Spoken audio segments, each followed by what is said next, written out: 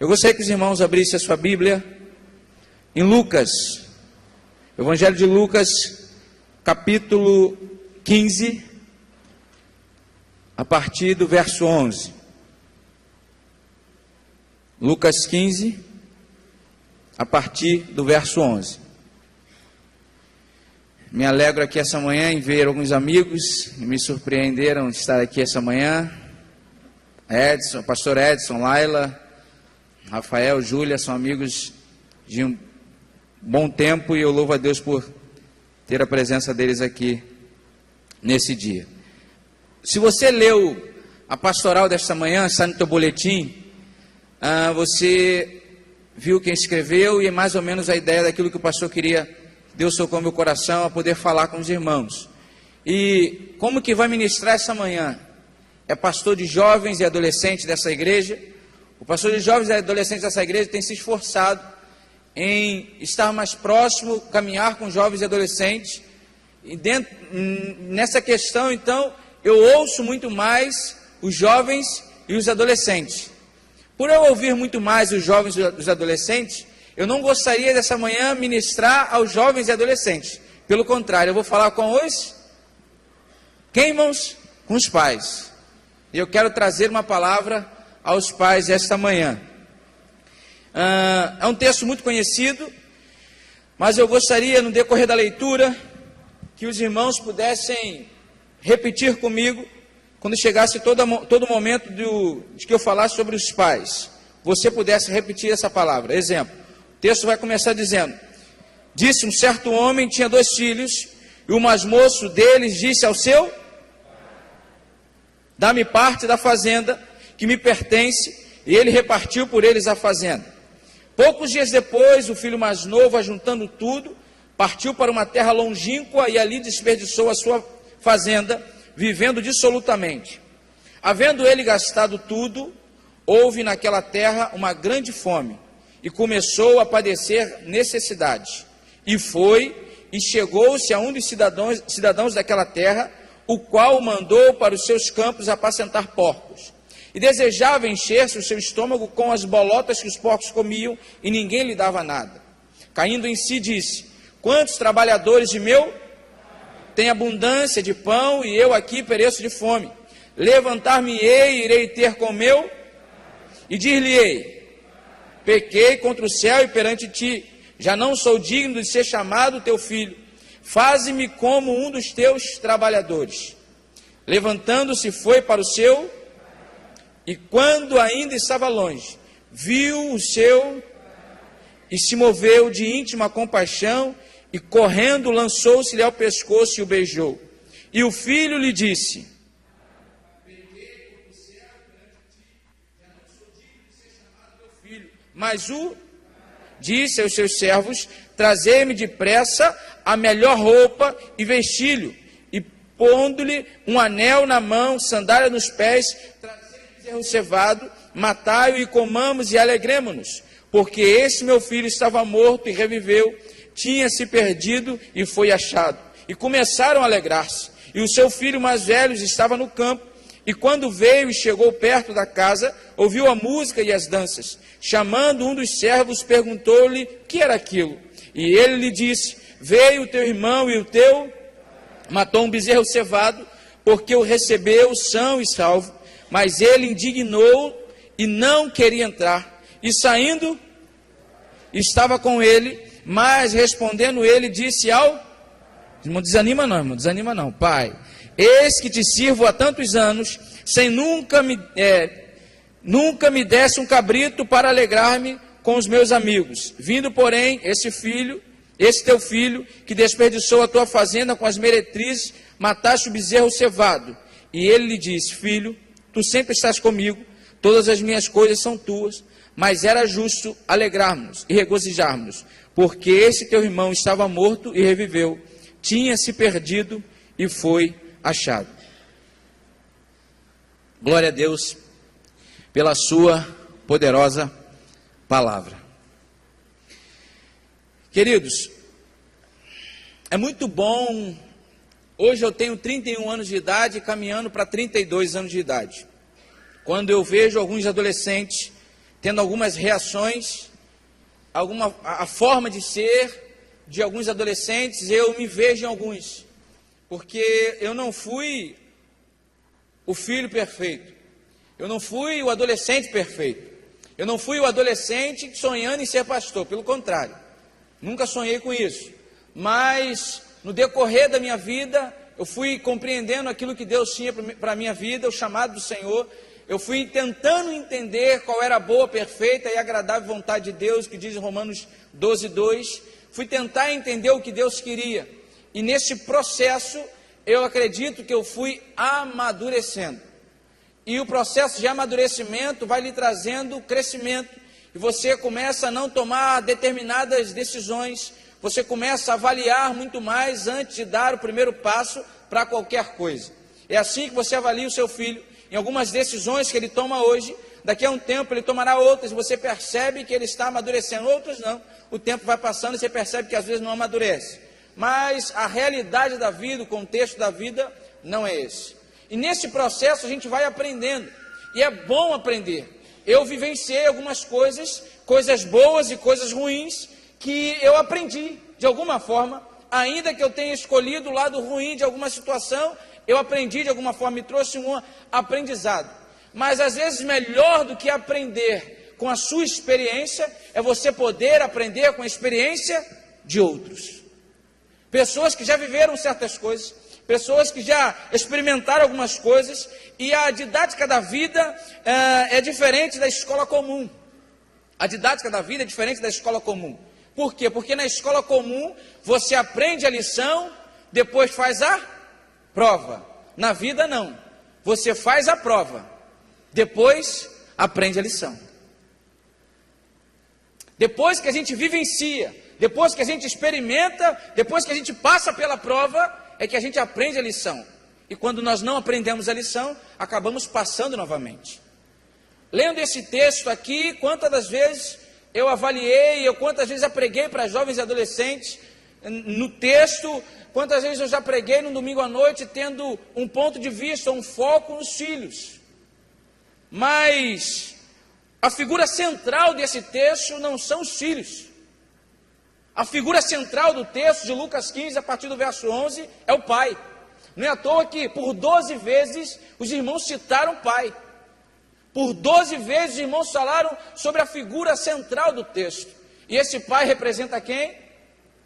Deus. Eu aprendo nesse texto,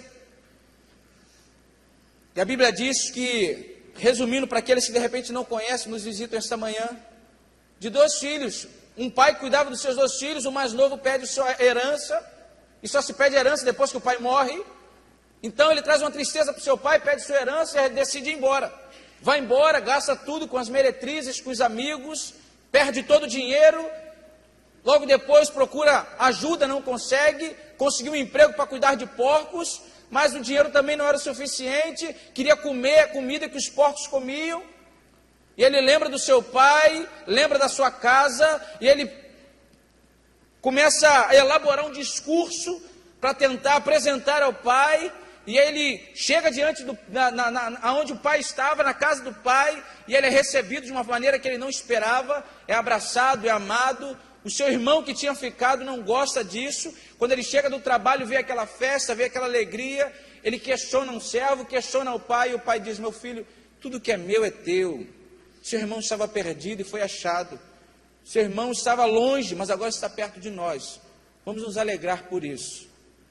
Queridos, o verso 12 diz: e o mais moço deles disse ao pai: dá-me parte dos bens que me pertencem. Ele repartiu por eles a fazenda. Quem foi que tomou a decisão de ir embora? Foi o pai que mandou o filho embora? Foi, irmãos? Não. Gostaria de trazer a seguinte primeira lição para você esta manhã, em nome de Jesus, irmãos. Guarde isso no seu coração. Nem tudo na família sai como nós planejamos. Pai nenhum cria filho para se perder. Pai nenhum cria filho para ir embora. O pai, o verdadeiro pai ou a mãe, quer cuidar do seu filho para que ele esteja sempre dentro de uma estrutura, dentro de uma segurança. O pai cuida do seu filho, de repente visando que seu filho alcance muitas coisas na vida, que o seu filho consiga ser melhor do que ele, que seu filho tenha uma vida menos sofrida que a dele. Pai nenhum almeja que o filho, e é como eu volto a dizer, irmão, estou falando do pai, do verdadeiro pai, verdadeira mãe. Não almeja que o seu filho se perca. Ou seja, o texto diz que esse menino aqui, ele decide ir embora. E aí, como a gente sempre aprende, diz para a mãe, pastor, todo o texto tem um contexto. Como é que esse menino foi criado para ele resolver ir embora? A psicologia hoje ela trabalha muito assim, vamos avaliar a situação. Só que o versículo de número 20 vai provar como é que o pai tratava esse menino. Porque quando o menino resolve voltar, como é que o pai trata ele? Com amor. Melhor, o texto diz, e ele se moveu de íntima compaixão. Esse era um menino que era amado pelo seu pai. O pai amava esse menino. Mesmo assim, esse menino decidiu ir embora. Irmãos, não é você que vai tomar decisões na vida do seu filho. Há situações que você não pode controlar. 1 Samuel, capítulo de número 1, a partir do versículo de número 28, ali no 28, já diz o seguinte, que Ana, quando quis pegar o seu filho, Ana teve Samuel, e aí ele chega para Eucana ia oferecer sacrifício ao Senhor, ela disse, não, dessa vez eu não vou, porque eu prometi o meu filho ao Senhor, e eu prometi, e ele vai um dia, mas não agora, eu vou primeiro amamentá-lo, e depois que ele deixar eu deixar de amamentá-lo, eu vou entregar ele ao Senhor. E aí eu pergunto para você, com quantos anos Eli recebeu Samuel? Com quantos anos Eli recebeu Samuel? Você pode procurar na sua Bíblia aí, em 2 Macabeus 7:27. Calma, irmãos. Livro apócrifo.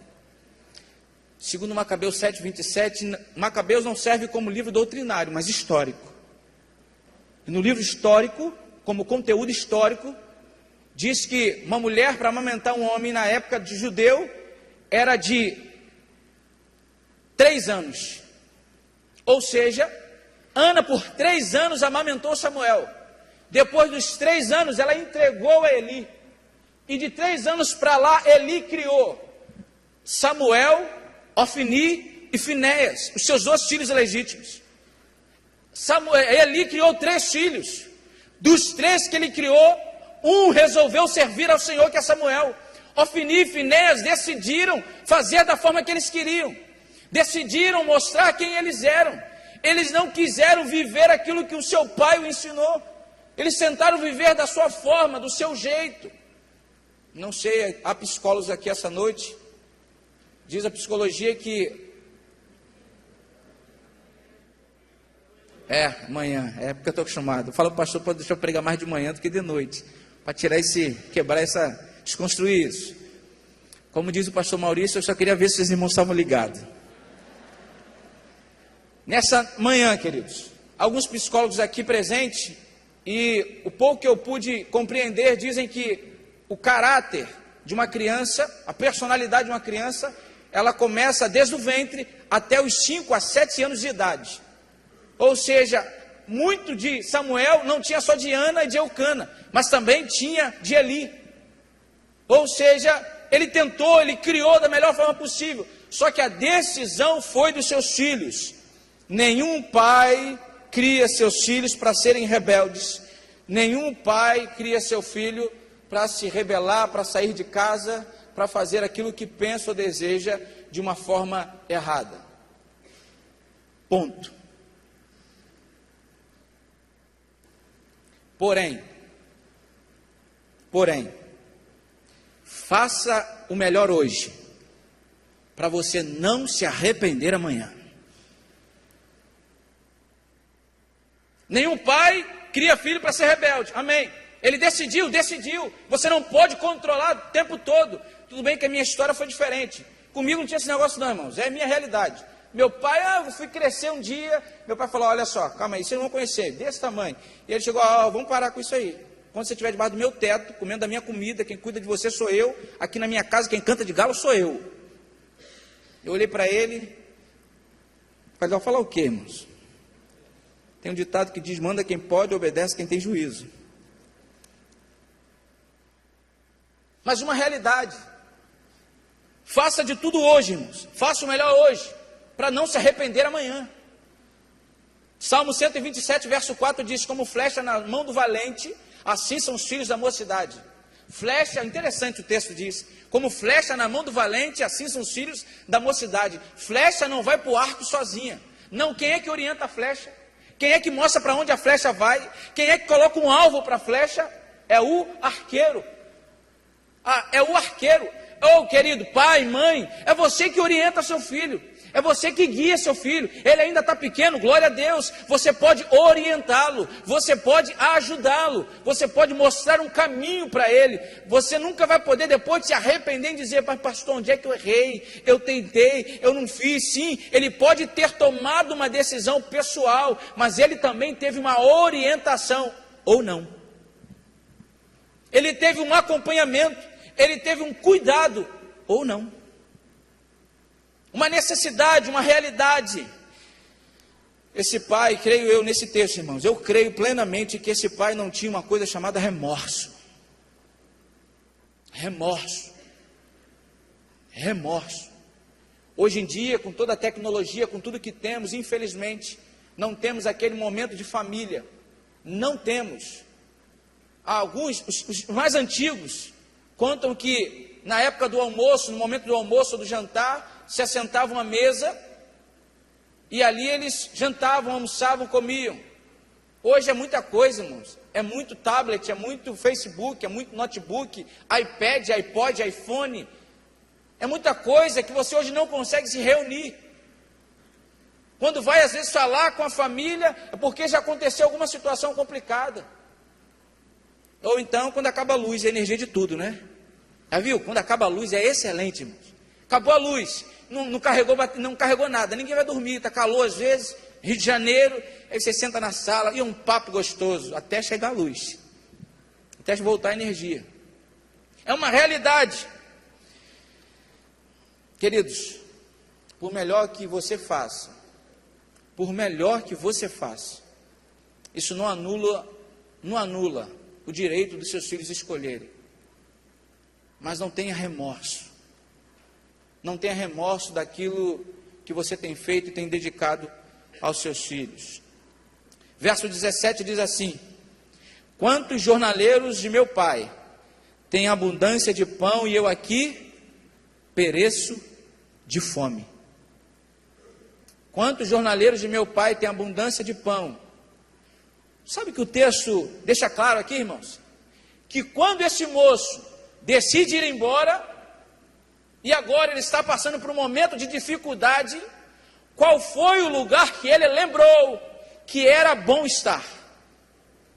A casa do pai. Questão que tem filhos hoje em dia que não quer nem voltar para a casa do pai. Ele quer dormir na casa do amigo, quer dormir na casa do colega, mas às vezes não tem prazer em estar na própria casa. Esse menino, ele percebe que estar na casa da família dele, na casa do pai dele, era melhor do que estar em qualquer outro lugar. Irmãos, não há lugar mais seguro que não sua casa. Não há lugar melhor de o seu filho estar, senão na sua casa, senão do seu lado, senão sendo amado pela sua família, com todas as dificuldades. Não sei se algumas pessoas viram aqui o Globo Repórter dessa sexta-feira, aonde falou de algumas pessoas que venceram, conseguiram superar algumas dificuldades, e falou de um rapaz drogado. Esse rapaz que era drogado, viciado nas drogas, todo tipo de droga, e a família não tinha percebido, mas quando ele resolve abrir o coração, a família ficou em pedaços, e perguntaram para ele, onde é que você conseguiu força? Ele falou, foi na minha família. Eu consegui força na minha mãe, no meu pai e no meu irmão. Quem me ajudou, quem me guardou, quem me deu força até hoje. Ele falou, estou 5 anos limpo. Está 5 anos sem usar droga. Está 5 anos. porque a família estava lá, caminhando com ele, sofrendo, chorando. E é difícil, irmãos. É difícil ter alguém na casa com problema nas drogas. É muito difícil, é muito complicado. Transforme sua casa em lugar de refúgio. Transforme a sua casa em lugar de segurança. Com todos os problemas que vivemos, nossa casa deve ser o melhor lugar para estarmos. Ele não lembrou de casa, ele não lembrou das brigas, da negligência do pai, da falta de suprimento, do rancor, das acusações. Ele não lembrou disso. Ele lembrou que se o jornaleiro do pai é bem cuidado, eu queria ser apenas um jornaleiro. Jornaleiro. Aqui, esse texto aqui, esse versículo me daria um leque para ampliar tanta coisa aqui. Mas o versículo 18, ele diz, 17 diz, quantos trabalhadores de meu pai têm do bom e do melhor, são bem cuidados. Aí o verso 18 ele vai dizer, levantar-me-ei e irei ter com o meu. Queridos, o jovem sabia quem era o pai dele. Se o seu filho fosse avaliar, o que ele diria de você? Se sua filha fosse lhe avaliar, pai, mãe, o que ele diria de você? Qual seria a avaliação do seu filho para você? Quem é a sua mãe para você? Fosse perguntar quem é o seu pai para você, o que ele diria? E essa semana nós vivemos isso nas células. Nós fizemos avaliações de quem era o pai, quem era a mãe, quem era o irmão, quem era você, como membro dessa família. Eu louvo muito a Deus, foram muitas coisas positivas, muitas, a maioria. Foi até emocionante para alguns. Mulher já não chora, né, irmãos? Imagina falando da família. Mas foi algo tremendo, eu louvei a Deus por isso. E é bom o filho conhecer o pai. É bom, irmão, sabe quando o filho não conhece, o pai não conhece o filho, ou o filho não conhece o pai? Quando os pais são os últimos a saber. Está grávida, engravidou, meu Deus, os pais vão saber agora, está todo mundo sabendo, os amigos já sabiam, os familiares, outras pessoas já sabiam, os pais não sabiam, por quê? Eu estou falando do micro, irmãos, falando do micro, foi preso, mas os pais são os últimos a saberem. Por quê? Porque é uma preocupação se pode ou não dizer. Ele sabia que podia voltar para casa, e ele sabia que podia confiar no seu pai. Terminando, apenas 12 versículos. O primeiro, verso 20, diz, e levantando-se foi para o seu pai, e quando ainda estava longe, viu o seu pai, e se moveu de íntima compaixão, e correndo, lançou-se-lhe ao pescoço, e o beijou. Ame seu filho, irmãos, mediante ou acima de qualquer circunstância. O pastor está falando para eu aceitar tudo. Seu menino, como é que vai? Não estou falando nada disso. Estou falando para você amar seu filho. Quem ama, cuida. Quem ama, corrige. Só que, às vezes, a gente hoje mais corrige do que cuida. A gente mais reclama do que ama. O texto diz que quando o pai encontrou o seu filho, ele o beijou. Qual foi a última vez que você fez algum carinho no seu filho? Qual foi a última vez que você teve alguma ação de afeto ao seu filho? Tem pai que acha que, por que não? Tem tudo aí, rapaz, tem tudo. Está preocupado de quê? Está reclamando de quê? Eu pago escola, pago faculdade, pago curso, eu pago carro, eu pago gasolina, eu pago comida, eu pago aluguel, eu pago isso, eu pago aquilo. São filhos órfãos de pais vivos, onde o pai não dá um beijo no filho, onde o pai, qual foi a última vez, pai, que você abraçou seu filho e disse que o amava? Irmãos, é muito bom ter o cuidado do pai, muito bom o pai poder sustentar financeiramente, isso é excelente, glória a Deus se você pode, mas não é isso que vai fundamentar o caráter, não é isso que vai fundamentar aquilo que seu filho pensa de você. Ele vai dizer, meu pai me amava. Não, meu pai me sustentava, me amava é outra história. Cuidado, amor, afeto. Eu não estou falando de falar, eu estou falando de agir. De agir, de abraçar, do teu filho saber o quanto você o ama. O quanto ele é importante para você. O quanto ele é um tesouro. Ah, queridos, em nome de Jesus. Em nome de Jesus. Crie um vínculo de afetividade no seu filho. Não faça comparações. Não faça comparações. Isso machuca, isso dói. Comparar o filho. Também o filho de fulano, o filho do Bertano, o filho do Cicrano. São assim, são assados. Não faça comparações. Esse é o seu filho. É esse que Deus te deu. O seu filho representa o que a gente lê no texto lá de Gênesis. Uma só carne. Deixará o homem seu pai e sua mãe, unir-se-á a sua mulher, e serão os dois uma só carne. Essa uma só carne é representada pelo filho. Porque uma só carne no texto bíblico é ato sexual. Ação entre homem e mulher. Por isso que o casamento não pode ser definido apenas numa só carne. Não, eu entendo como 3 viés do casamento. Dentre eles, uma só carne. É por isso que a gente às vezes bate nessa tecla sobre sexo antes do casamento, porque sexo antes do casamento é apenas uma só carne. O camarada não casou com a menina, ele não recebeu a menina, ele não assumiu a menina integralmente, não, ele é apenas uma só carne. Ele recebeu o corpo dela, ele apenas está se relacionando com ela, mas não quer compromisso com ela. Uma só carne é seu filho, a quem você ama, a quem você abraça, a quem você beija, a quem você cuida.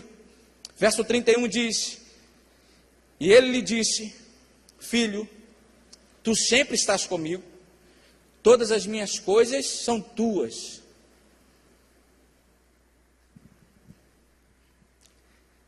Todas as minhas coisas são tuas. Eu gosto muito de os pais que eles falam sempre disso, mas é positivamente mesmo. Eu gosto quando eles falam: pastor, eu tinha alguma coisa, até que meus filhos nasceram. E depois que meus filhos nasceram, tudo que eu faço é para eles. Tudo que eu faço é por eles. Buscar intensificar o relacionamento com o filho é compartilhar detalhes da vida com seu filho. Irmãos, claro que para mim é fundamental o pai ser espiritual. Claro que para mim é fundamental o pai ser amoroso. Mas o pai tem que ensinar sobre a vida, sim. O pai tem que sentar, tem que orientar, projetos. Ah, não, ele vai decidir. Sim, ele pode decidir, fato. Profissão que ele vai decidir. Mas o pai esteve ali para orientá-lo. O pai esteve ali para caminhar com ele, para onde ele quer ir, dando opções para ele, mostrando aonde aqui pode chegar, ajudando, orientando de alguma forma. Irmãos, a maior herança que um pai pode deixar para o seu filho não é financeiro. Eu conheço, tem tantas histórias que os irmãos também conhecem, de pessoas que ganharam uma herança. A herança foi embora. Acabou. Material. Irmão, pastor, dinheiro é uma bênção, irmãos. Sendo bem aplicado, sendo bem investido, sendo bem cuidado.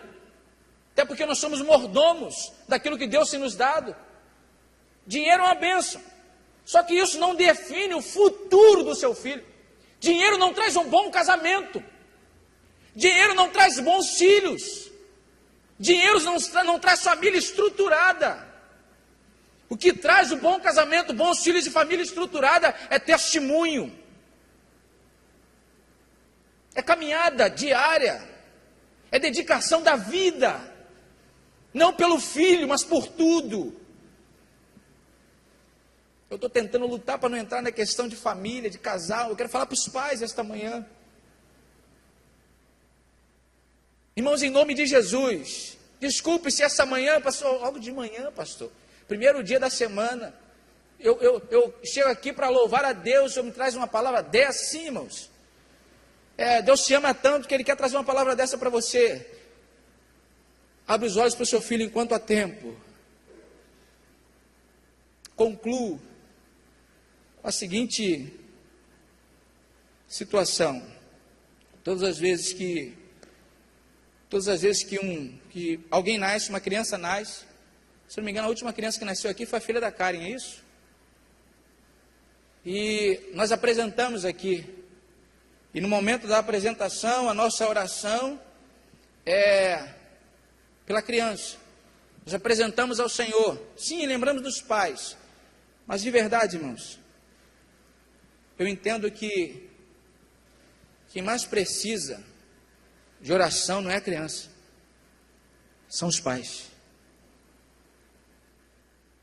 Quem mais precisa da oração não é a criança, a criança já é do Senhor, mas agora os pais que vão cuidar e criar dessa criança. É os pais, como diz aí no editorial, que vai perpetuar essa família através dessa criança. E é essa criança que vai definir um futuro de uma vida feliz e alegre, de uma vida, como dizem Provérbios, do temor do Senhor, Provérbios 1:7, o princípio da sabedoria, o temor do Senhor, o princípio da sabedoria.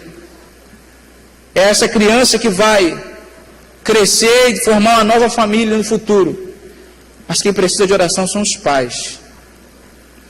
Eu gostaria dessa manhã pedir a você que é pai, você que é mãe, se seus filhos são uma bênção, glória a Deus, eu quero orar por você. Pastor, meus filhos estão afastados, glória a Deus, eu quero orar por você. Pastor, os meus filhos estão aqui, eu estou preocupado. Irmãos, eu quero orar pelos pais esta manhã. Eu gostaria apenas que os pais se colocassem de pé. Você que é pai, você que é mãe. Irmãos, pastor Gesiel não está querendo dar lição de moral em ninguém aqui não. Pastor Gesiel está querendo, embasado na palavra de Deus, trazer uma palavra de reflexão ao seu coração. Eu gostaria que você curvasse a sua cabeça e orasse comigo. Pudesse orar ao Senhor primeiro pela sua vida, depois pelos seus filhos. Mas eu quero interceder a Deus pela sua vida. Senhor, no nome de Jesus, no nome de Jesus, como o Senhor sabe, nós somos dependentes de Ti para tudo, Senhor. Há tantas pessoas que são cheias de si, que acham que sabem todas as coisas, que conhecem tudo, que têm toda a experiência. Ó Deus, em nome de Jesus, mas o ser humano, cada ser humano tem uma história, Senhor. Cada moço, cada moça, cada jovem, cada adolescente, cada criança tem uma história. E neste momento eu quero entregar a vida dos seus pais aqui, esta manhã. Eu quero, Senhor Deus, pedir ao Senhor, para que o Senhor possa ministrar os seus corações. Aquilo que foi revelado da Tua palavra, aquilo que o Senhor tem falado ao coração dos seus filhos, até mesmo em dificuldades que os seus filhos estão hoje vivenciando. Deus, em nome de Jesus, eu quero pedir ao Senhor, ó Deus, que o Senhor possa ministrar aos corações, que o Senhor possa dar sabedoria, que o Senhor possa ajudar, que o Senhor possa fortalecer, que o Senhor possa capacitar, que o Senhor possa renovar, que o Senhor possa orientar, Senhor Deus, os seus filhos no cuidado, ó Deus, daquele presente que o Senhor tem dado a eles. Pai, são tantas histórias, são tantas questões de violência, não apenas de pais para com filhos, mas de filhos para com pais. Violência às vezes não física, mas de palavras, e palavras não voltam, Senhor. Pai, no nome de Jesus, tem marcas no coração, tristezas. Outros estão preocupados com os seus filhos, por onde tem andado, com quem tem caminhado, quem são os seus amigos. Deus, em nome de Jesus, traga sabedoria à vida dos seus servos, e que os seus servos, que os pais esta manhã sejam agentes de salvação para a vida dos seus filhos. Pai, no nome de Jesus, em nome de Jesus, usa os seus filhos, ó Deus, como agente de salvação. Usa, Senhor Deus, esses pais esta manhã como agente de salvação para a vida dos seus filhos. Nós te agradecemos por tudo, no nome de Jesus. Amém.